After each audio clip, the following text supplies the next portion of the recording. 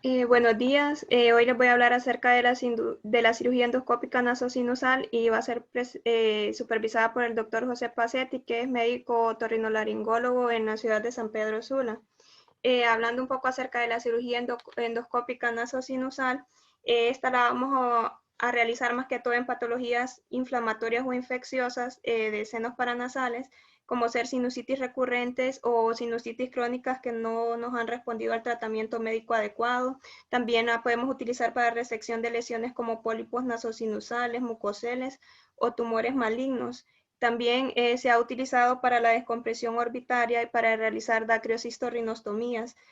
También se puede utilizar en el cierre de fístulas de líquido cefalorraquídeo para realizar apertura de atresias de coanas, en extracciones de cuerpos extraños y en control de epistaxis. Vamos a hablar acerca del instrumental, de los cuidados preoperatorios, de los diferentes procedimientos que se van a realizar en la misma, como la infundibulotomía, la etmoidectomía anterior, etmoidectomía posterior, esfenoidotomía, apertura de receso frontal, la meatotomía media, la cirugía realizada en la atresia de coana bilateral, los cuidados postoperatorios, vamos a hablar acerca de la CENS en población pediátrica y la cirugía endoscópica avanzada. Vamos a necesitar múltiples instrumentos para realizar esta cirugía. Vamos a utilizar desde endoscopios.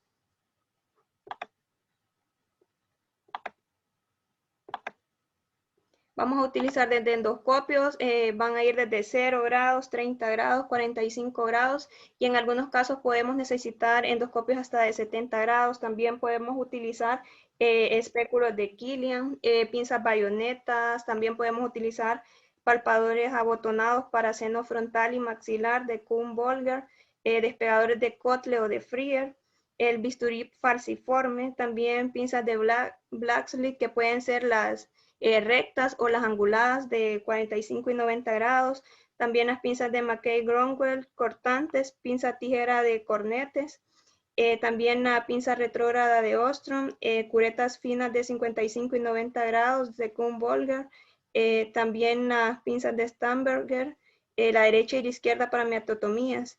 También podemos utilizar las pinzas de Smith-Garrison y también podemos utilizar trocas de punción. También vamos a utilizar la fuente de luz que va a ser muy importante para adaptar a los endoscopios y el monitor también por el que vamos a observar todas las estructuras. Dentro de los cuidados preoperatorios es muy importante contar con una tomografía de senos paranasales con cortes coronales para observar la anatomía de los senos paranasales del paciente a tratar con todas sus variaciones anatómicas. También debemos contar con un detalle de estudio endoscópico en la historia clínica del paciente. En patología como una sinusitis o poliposis nasal es importante que indiquemos esteroides una semana antes de la cirugía. Podemos utilizar prednisona, una dosis de 1 miligramo por kilo día en dosis única matutina. También podemos indicar macrólidos porque sabemos que tienen un efecto antiinflamatorio. Y en la preparación del paciente debemos colocarlo en una posición con la cabeza ligeramente flexionada y esta debe estar girada hacia el cirujano. Es muy importante que los ojos no los debemos sellar con esparadrapo porque debemos estar observando en todo momento si se dan movimientos del ojo en caso de que entremos inadvertidamente en la órbita desde el etmoides. Y antes del lavado quirúrgico se recomienda colocar algodones con oximetazolina en cada fosa nasal que cubran toda la mucosa nasal y que los dejemos actuar aproximadamente por 15 a 20 minutos. Luego vamos a colocar los campos quirúrgicos y el tubo orotraqueal debe estar hacia el lado izquierdo del paciente para evitar extubaciones accidentales. Se dice que la cirugía endoscópica nasosinusal va a constar de varios procedimientos dependiendo de la patología a tratar. Utilizada en la rinosinusitis y en la poliposis, nos va a ser el objetivo de esta va a ser la nasalización de las cavidades sinusales y para conseguir este objetivo es necesario que eliminemos las barreras anatómicas del laberinto etmoidal dependiendo en la zona en la que se encuentre la patología del paciente a tratar. Una vez que hayamos eliminado las torundas que habíamos puesto con anestesia tópica, vamos a realizar una exploración meticulosa con la óptica de 0 grados. Vamos a entrar por el suelo de la fosa hasta la coana y vamos a retroceder por el meato medio, con lo cual vamos a localizar las estructuras visibles. Como la bula etmoidal, podemos observar la apófisis unciforme, y con el palpador abotonado vamos a localizar el infundíbulo etmoidal y el ostium natural del seno maxilar. También el área de las fontanelas, y con la ayuda de una óptica de 30 grados podemos identificar la encrucijada bular. Dentro de los procedimientos que vamos a realizar, primero vamos a comenzar con una infundibulotomía. Y algunos recomiendan que es mejor realizar una meatotomía media luego de la infundibulotomía porque todavía conservamos todas las referencias anatómicas. Y posteriormente realizar una etmoidectomía anterior, luego una etmoidectomía posterior, luego una efenoidotomía y la apertura de receso frontal. Todo esto va a depender de en qué lugares esté localizada la patología del paciente. Ya para realizar la infundibulotomía o la unciformectomía, vamos a comenzar con una incisión clásica según Mercer-Klinger, que primero tenemos que realizar una palpación de la porción posterior inferior de la apófisis unciforme. Vamos a sentir un movimiento de resorte. Luego vamos a realizar la incisión con una espátula de Frier. Esto lo vamos a hacer paralelo a la lámina papirácea. Vamos a seguir un movimiento cráneo-caudal y este movimiento debe ser de delante hacia atrás, siguiendo la forma de O de la apófisis, y con esto también podemos lograr en un solo tiempo que el infundíbulo etmoidal se abra junto con el seno maxilar en la fontanela anteroinferior. Luego debemos realizar la luxación de la apófisis unciforme con el extremo angulado del palpador de Kuhn-Bolger situado en la curvatura inferior de la apófisis. Vamos a realizar una suave tracción en dirección medial, que la debemos continuar desplazando la posición del palpador dentro del infundíbulo hasta que lleguemos a la unión del cornete medio con la pared lateral. Luego tenemos que introducir la parte móvil de la pinza de Stamberger en el espacio infundibular y vamos a cortar transversalmente la apófisis unciforme en su porción vertical. Y luego vamos a quitar los restos de la estructura en la porción horizontal y en la parte superior. Posteriormente, después de haber realizado este procedimiento, vamos a realizar la etmoidectomía anterior, que para esto vamos a penetrar en la bula etmoidal con el aspirador para después realizar la exéresis con una pinza de Blacksley de las paredes medial y la caudal. Esto nos va a dejar la lámina papirácea como un límite lateral y se van a extirpar las celdas etmoidales hasta que lleguemos a la arteria etmoidal anterior, que nos va a servir como punto de referencia. Y una vez que hemos extirpado todas estas celdas, nos va a quedar una cavidad cuyas paredes van a estar formadas medialmente por el cornete medio. En su parte superior nos va a quedar la base de cráneo y la lámina papirácea, que nos va a servir como límite externo. Posteriormente vamos a proceder a realizar la etmoidectomía posterior, que para esto vamos a tomar como referencia la cola del cornete medio, su lámina basal y su inserción en la lámina papirácea. Para esto debemos ejercer una ligera presión con el instrumento en el punto más medial e inferior posible, penetrando de esta manera en el etmoides posterior. Luego vamos a ampliar la apertura realizada anteriormente y se van a extirpar en una dirección dorso-caudal y paralela a la lámina papirácea las celdas hasta llegar al techo etmoidal. Luego debemos realizar una disección ventral hasta llegar al etmoides anterior ya disecado. Y cuando hemos finalizado todo esto, nos va a quedar una cavidad que va a estar limitada superiormente por la base de cráneo, externamente por la lámina papirácea y medialmente por la pared turbinal. Y lo que vamos a tener atrás va a ser la pared anterior del seno efenoidal. Y esto nos va a ayudar a una mejor orientación espacial. Realizar inmediatamente después de la infundibulotomía la meatotomía media, porque nos va a reconocer el llamado ángulo maxiloetmoidal, que es otro punto de referencia que nos sirve para localizar la lámina basal del cornete medio y que entremos con mayor seguridad en el etmoides posterior. Cuando ya hemos realizado la etmoidectomía posterior, podemos proceder a realizar la efenoidotomía, para lo cual debemos localizar el ostium efenoidal, que este lo vamos a encontrar aproximadamente a 7 centímetros de la espina nasal anterior y se dice que se encuentra aproximadamente a 1.5 centímetros arriba de la coana, entre el septum y su inserción. Entonces vamos a introducir este aspirador en el receso efenoetmoidal y luego vamos a penetrar en la cavidad sinusal efenoidal, ejerciendo una presión en el punto situado arriba de la coana, o podemos trazar también una línea imaginaria que coincida con la cola del cornete superior y debemos estar lo más próximo posible al tabique. Si la mucosa no es polipoide, podemos identificar el ostium natural del efenoides y mediante el punch de Stamberger y la cucharilla de Kuhn-Bolger ampliar el sentido caudal y externo a la apertura realizada. Y luego vamos a proceder a la apertura del receso frontal, que esta va a requerir ópticas de 30 o de 45 grados. Y dentro de los instrumentos más útiles que podemos utilizar están las cuchillas anguladas de 45 y de 90 grados, el palpador de Kuhn-Bolger, las pinzas de Blacksley de 45 y 90 grados y el punch de Stamberger para seno frontal. Y aquí debemos tener varios puntos de referencia básicos. Debemos tener como punto de referencia lateral la inserción del cornete medio, la lámina papirácea, el cornete medio, la cara anterior de la bula etmoidal, si no se ha extirpado previamente, y el relieve de la arteria etmoidal anterior cuando ya hemos extirpado la bula, que nos va a servir como su límite posterior. Y para esto vamos a eliminar restos de apófisis unciforme que nos hayan quedado y celdas etmoidales que invadan el receso. Luego vamos a disecar con cucharilla los tabiques óseos que nos impidan llegar al seno frontal. En la mayoría de los casos va a estar contraindicado que realicemos una ampliación del ostium del seno frontal. Lo que debemos hacer es solo asegurar un buen drenaje y ventilación. Y ya si el paciente presenta estenosis previas, debemos realizar ampliación del ostium frontal en el draft 1, 2 y 3 que veremos posteriormente.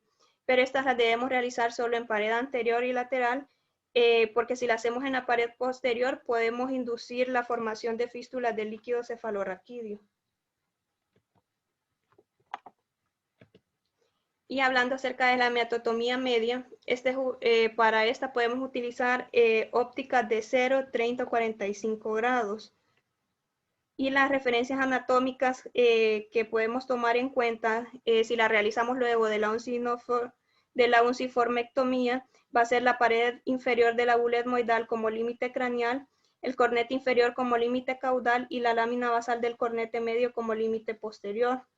El ostium del seno maxilar lo vamos a encontrar proyectado en el cruce de las paredes anterior e inferior de la bula etmoidal. Y si no lo miramos claramente, nos podemos ayudar con endoscopios de 30 o de 45 grados para examinar la pared nasal lateral e identificar el mismo. Y debemos examinar la fontanela posterior para evidenciar algún ostium accesorio. Entonces vamos a proceder a realizar la ampliación del ostium maxilar. Una vez que el orificio superior se identifica, lo vamos a hacer con tijeras rectas. Vamos a introducir una hoja de las tijeras en el ostium maxilar y el otro fuera de él, y vamos a cortar la fontanela posterior al ras del techo del seno maxilar hasta llegar a la pared posterior del seno maxilar. Y debemos realizar un corte similar a ras con el borde superior del cornete inferior. Luego vamos a examinar el interior del seno maxilar, que lo vamos a hacer con endoscopios de 45 y 70 grados. Y todas las lesiones que observemos en el interior del seno maxilar deben ser extirpadas con pinzas anguladas de Kuhn-Bolger. Ya como procedimientos para la extracción de algunos tumores benignos o de cuerpos extraños, este procedimiento que se va a realizar va a depender de la patología o de la situación y del tamaño de los mismos.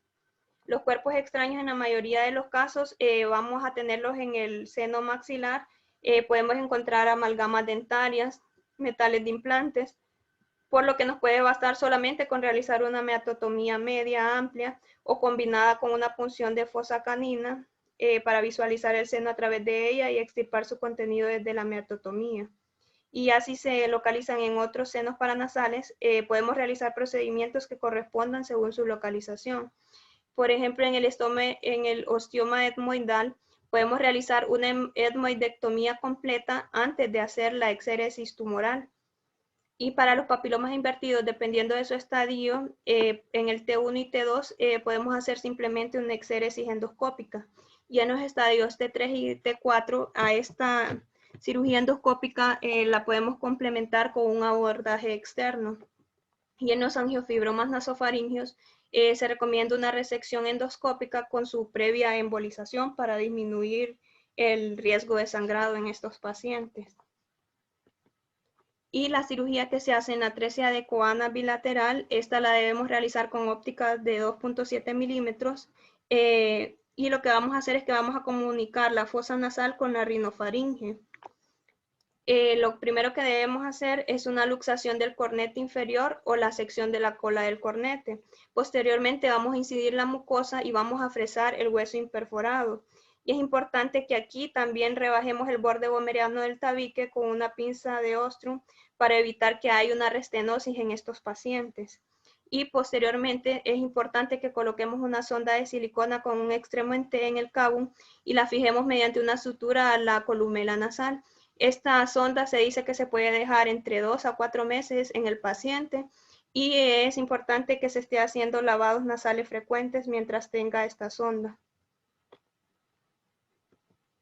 Dentro de los cuidados postoperatorios, se recomienda el retiro a las 48 horas del merocel que se ha aplicado y realizar una curación cuidadosa. La podemos realizar bajo control endoscópico. También es recomendable que indiquemos a los pacientes lavados nasales para evitar el exceso de formación de costras.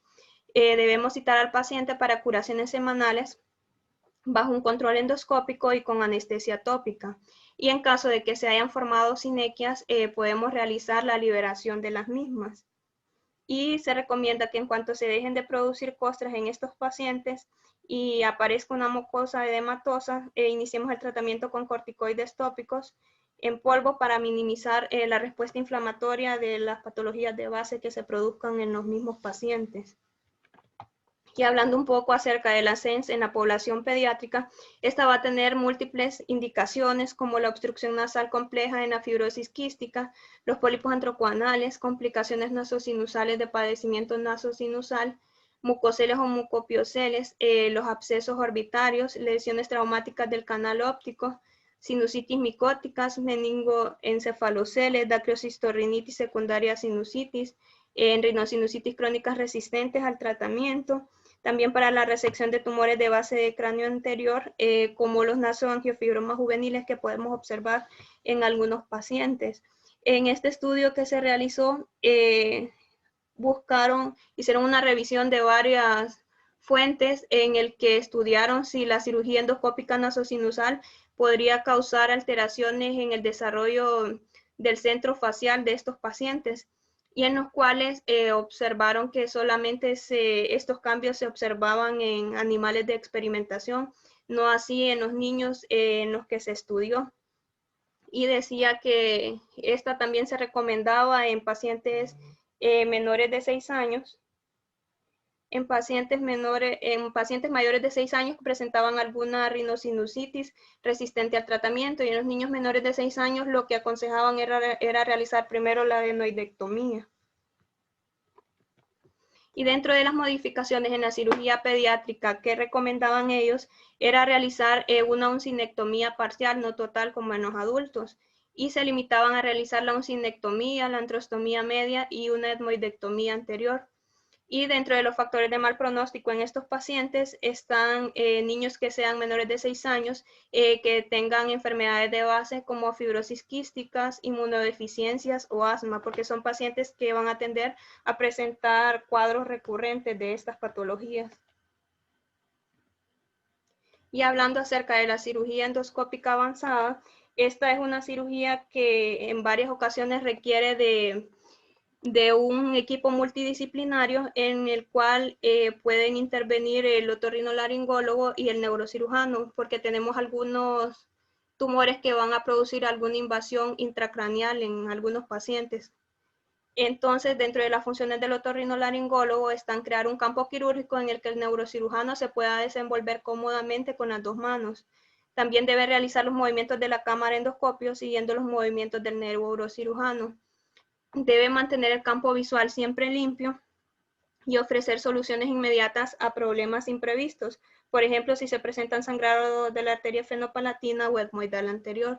Y dentro de las funciones del neurocirujano están extirpar lesiones que sobrepasen los límites nasosinusales, reparar los defectos creados mediante injertos autólogos u homólogos y colgajos creados en colaboración con el otorrinolaringólogo, y ofrecer una vía externa en caso de imposibilidad de obtener el objetivo propuesto o en caso de que tengamos complicaciones mediante una vía cerrada. Hablando un poco de anatomía, en el efenoides, el seno efenoidal, los tipos de seno efenoidal dependen del tipo de neumatización del seno. Vamos a tener que podemos tener un seno efenoidal tipo conchal, que este va a presentarse en el 3% de la población, y para llegar a la silla turca o al seno cavernoso es necesario el fresado bajo un control de neuronavegador. También está el tipo celar, que se da en un 80% de los pacientes. Aquí la neumatización se va a extender hasta la silla turca y no va a existir la hendidura clival, o esta va a estar pobremente diferenciada.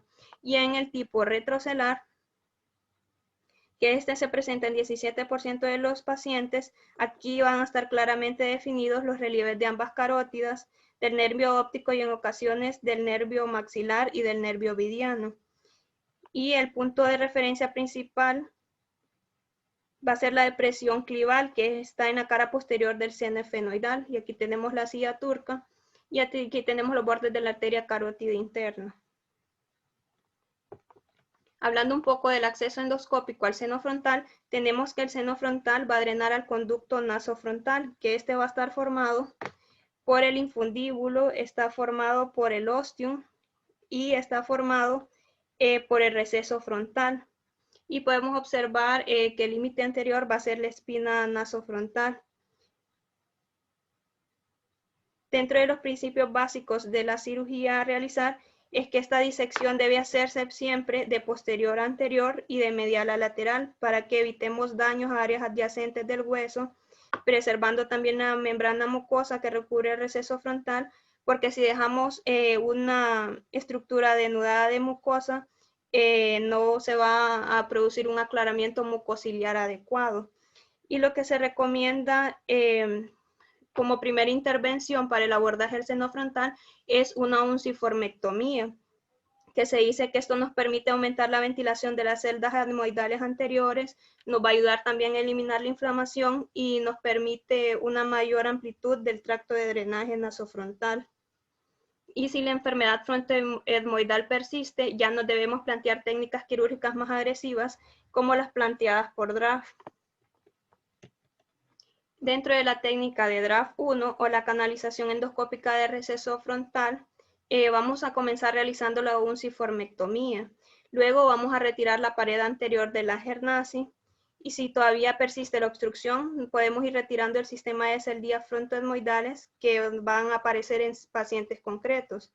Los movimientos que debe realizar el cirujano siempre deben ser de posterior a anterior y no debemos realizar demasiado desplazamiento lateral. Y si persiste la obstrucción, debemos retirar la bula etmoidal. Y los límites de la disección van a ser la lámina papirácea por la pared lateral, la lámina de los cornetes por la lámina por la región medial.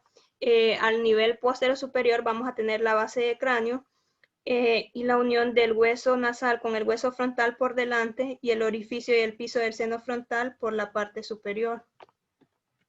En la técnica de Draft 2 van a haber dos tipos. Esta también se conoce como sinusotomía frontal por vía endoscópica. Aquí lo que vamos a hacer es que vamos a ampliar el orificio natural del seno frontal a expensas más que todo del piso sinusal. Y esta técnica la vamos a reservar para pacientes donde las dimensiones anteroposteriores del seno frontal sean suficientes para que nos permita la creación de un nuevo orificio de un mínimo de 5 milímetros de diámetro, porque uno de menor tamaño nos va a llevar a mayor riesgo de estenosis.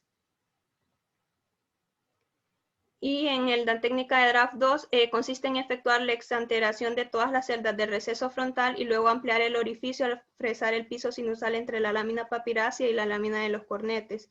Y en el Draft 2, esta va a ser de la misma manera que en el Draft 2A, pero aquí el fresado del piso sinusal se va a extender desde la lámina papirácea hasta el tabique nasal. Y en la técnica de draft 3, esta va a estar indicada cuando fracasaron las técnicas anteriores en sinusitis frontales crónicas refractarias, para lo cual vamos a realizar ventanas óseas de 2 por 2 centímetros a nivel del tabique, que las vamos a prolongar hacia abajo hasta que nos permita una manipulación sencilla de los instrumentos a nivel del meato medio a partir de la fosa nasal contralateral. Luego vamos a realizar la etmoidectomía anterior y la disección de los recesos frontales. Luego debemos resecar la mucosa de las superficies nasales de ambos pisos de senos frontales que esté comprendida entre los 2 recesos frontales. Luego debemos realizar el fresado para resección de la espina ósea, que va a comenzar por un lado a resecar hacia arriba la pared anterior del receso frontal y al alargar el orificio frontal hacia adelante, lo que nos va a permitir la resección medial de la espina ósea formada por la parte medial del piso sinusal. Y posteriormente vamos a resecar todo el piso sinusal. Lateralmente lo vamos a hacer hasta la lámina papirácea y medialmente hasta el lado contralateral hasta que derribemos también el tabique intersinusal. Como límite posterior nos va a quedar la base de cráneo. Y por delante el hueso de la espina frontal se va a fresar lo máximo posible hasta que dejemos una fina pared ósea entre la glabela y el neoconducto. Y esta misma intervención es importante que la realicemos del lado contralateral y ambos conductos fresados se van a unir para formar un gran conducto nasofrontal único. Ya hablando acerca de las vías de abordaje de la región celar, estas las vamos a realizar cuando hay adenomas y macroadenomas de línea media, cuando hay craniofaringiomas, fístulas del líquido cefalorraquídeo, meningoceles y meningiomas. Esta mediante la vía paraseptal. Si hay una desviación septal, es recomendable que iniciemos el abordaje por la fosa nasal más amplia. Debemos luxar externamente el cornete medio y el cornete inferior. Luego vamos a ampliar el ostium esfenoidal hacia el arco coanal, usando pinzas de Stamberger y expandiendo la apertura en un sentido lateral y medial. Luego vamos a desinsertar el tabique óseo del rostrum esfenoidal y se va a luxar en bloque hacia la otra fosa. Y luego vamos a hacer la extirpación de la pared anteroinferior de los senos esfenoidales, que la podemos hacer con fresas, luego de resecar la mucosa que recubre al ostium. Y si es necesario, también podemos realizar resección de parte del tabique posterior.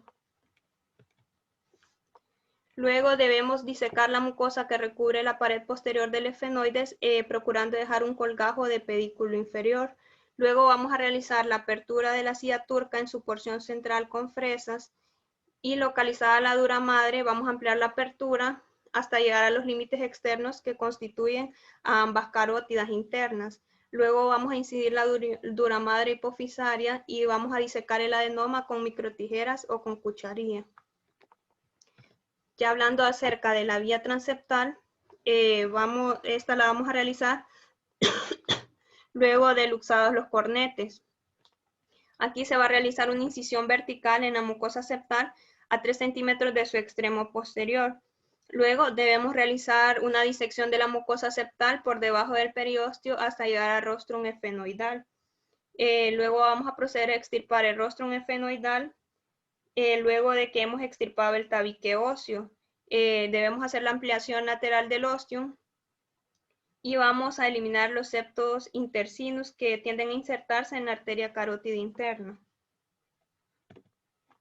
Luego, a nivel de la región paracelar, aquí vamos a utilizar una vía transetmoidal y está indicada en cordomas y macroadenomas con una extensión lateral al seno cavernoso, en pacientes con angiofibromas, papilomas invertidos, schwannomas, fístulas de líquido cefalorraquídeo, meningoceles de pared lateral del seno esfenoidal. Aquí vamos a hacer primero una etmoidectomía completa, luego hay que hacer una resección del cornete medio y de la cola del cornete superior y una luxación lateral del cornete inferior. Luego hay que realizar abordajes transeptales, extirpando además buena parte del tabique posterior para que nos dé una vía de acceso en abanico por ambas fosas nasales.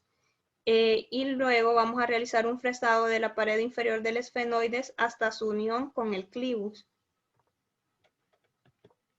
Luego, en la región clival paraclival, mediante la vía transetmoido-pterigoesfenoidal, que esta va a estar indicada en papilomas invertidos y angidofibromas con extensión a la fosa pterigopalatina e infratemporal, en cordomas, macroadenomas, fístulas de líquido cefalorraquídeo y meningiomas de pared lateral de efenoides y en oncocitomas.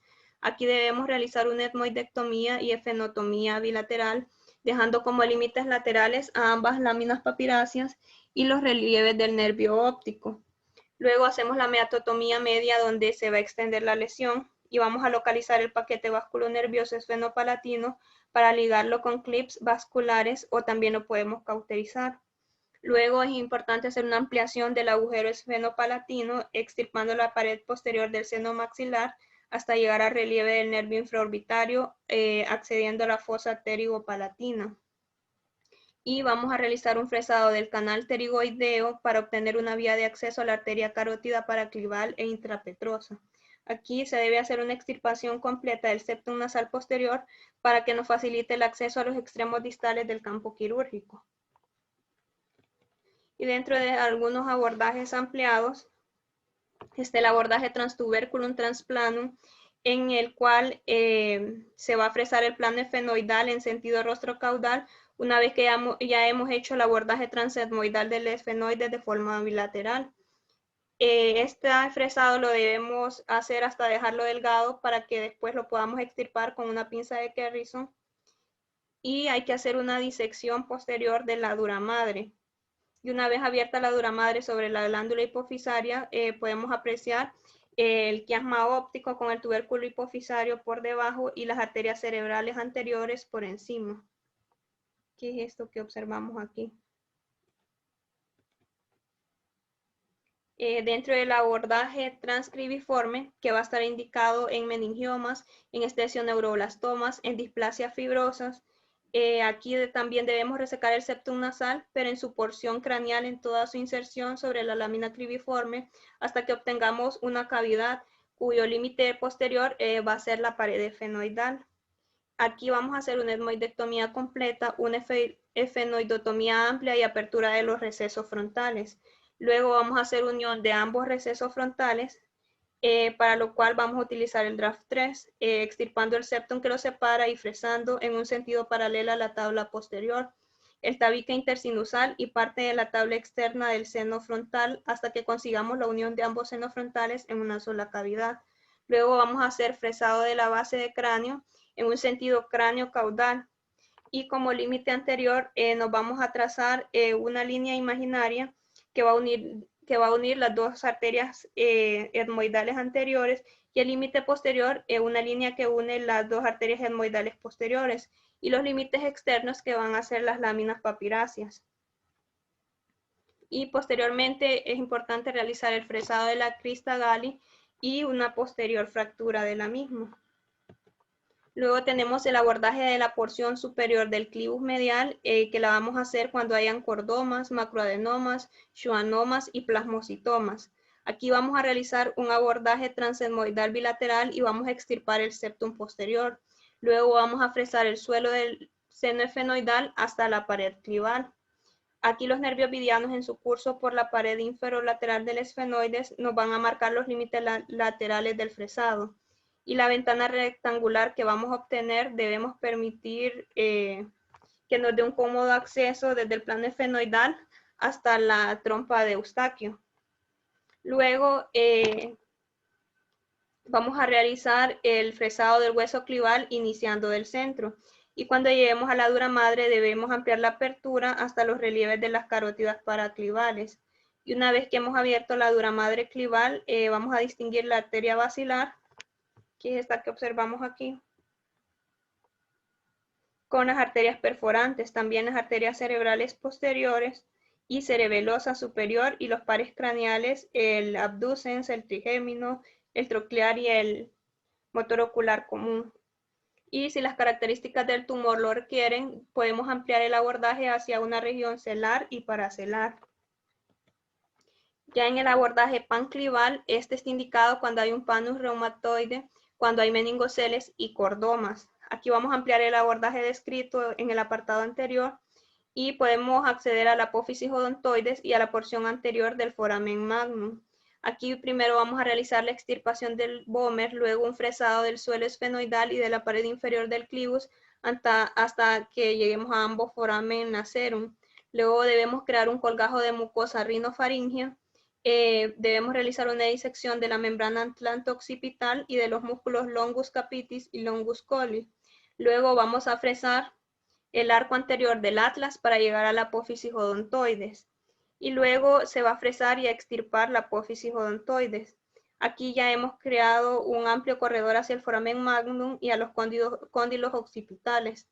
Al fresar la apófisis anterior del atlas, se puede producir un profuso sangrado venoso que nos lleve a controlar el sangrado con cera quirúrgica, y en algunas ocasiones se puede suspender la cirugía y realizarla en un segundo tiempo.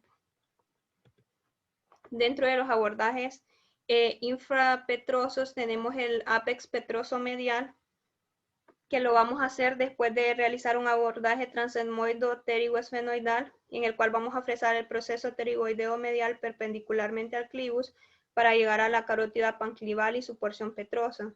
El fresado con diamante del hueso que la recubre nos permite desplazarla lateralmente y que accedamos al apex petroso.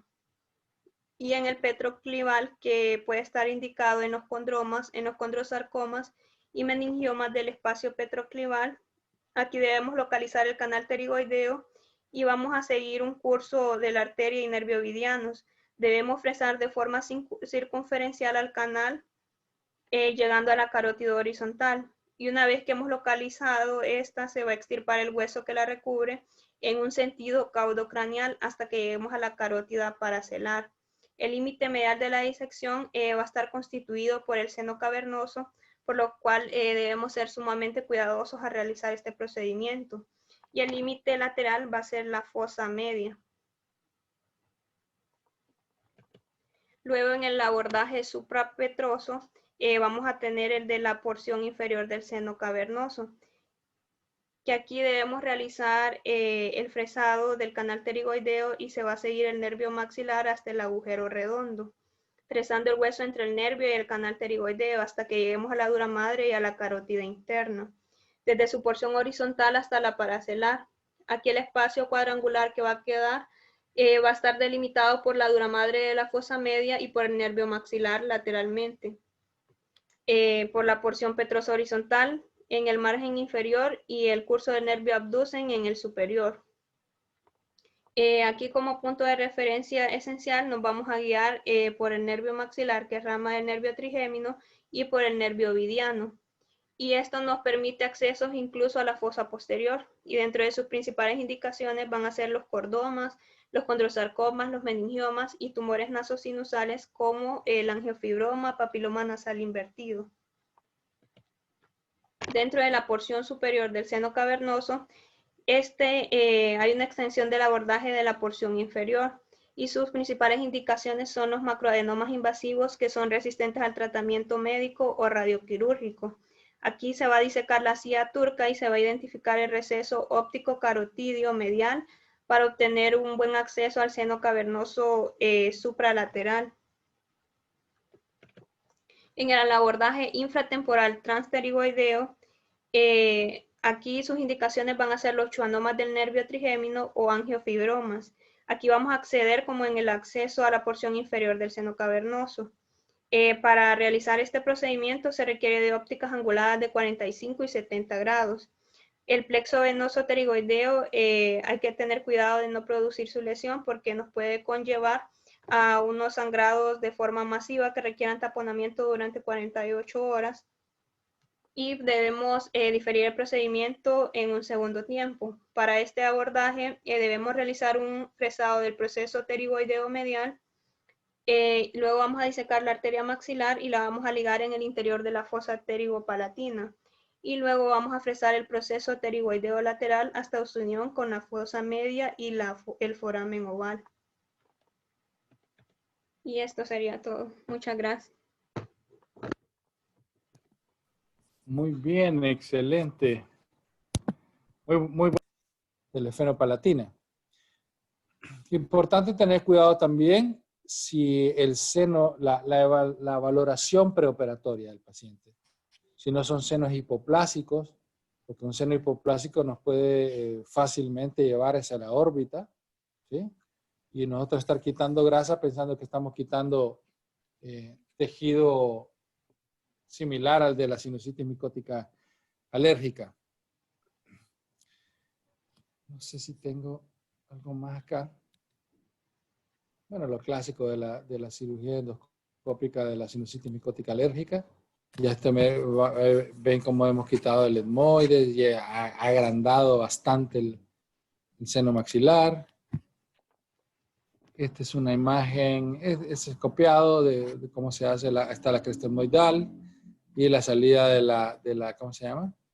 De la esfenopalatina, ¿no? Que son cirugías que podríamos estar haciendo constantemente en vez de poner taponamiento nasal anterior. Expresión del doctor Stamberger, que recuerdo que es una grosería, que a estas alturas del siglo XXI estemos poniendo taponamientos nasales, ¿no? Lo que tenemos que hacer es ir a hacer los clipajes estos, ¿no? ¿Ok? La mastectomía, este importante, voy a retroceder. Esto, aunque es grabado, porque yo no he tenido la oportunidad, gracias a Dios, de tener que hacer esto. Este procedimiento que están viendo, ese lo tienen que sabérselo de memoria, ¿no? Sobre todo por los pacientes que tienen, que pueden llegar a tener un sangrado post cirugía endoscópica, ¿sí? Y evitar una pérdida de la visión, ¿no? Así que les recomiendo que ¿a alguno de ustedes le ha tocado hacer esto? ¿Sierra? ¿Diana? ¿Te ha tocado alguna vez? No, doctorísimo. No, Nunca. gracias a Dios, ¿no? Gracias a Dios. Pero lo importante es ver y conocer la técnica, ¿no? De la cantotomía lateral. Ok. Eso nos puede ayudar, ¿no? Muchísimo está buscando el tendón externo para cortarlo, ¿no?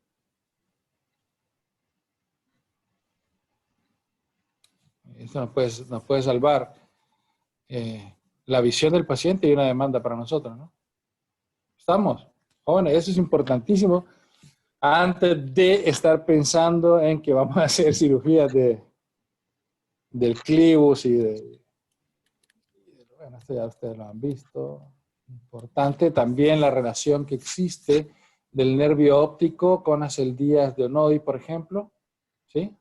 O las diferentes neumatizaciones de el seno esfenoidal. Importantísimo definir el pasaje correcto del nervio óptico antes de estar pensando en hacer una esfenoidectomía, ¿no?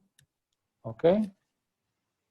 Recordar esto, importante, el tabique intersinusal del esfenoides. Casi la mitad de los pacientes ese tabique va a ir a pegar hacia la carótida, ¿sí? Y de 8 a 22% de esas carótidas pueden estar dehiscentes.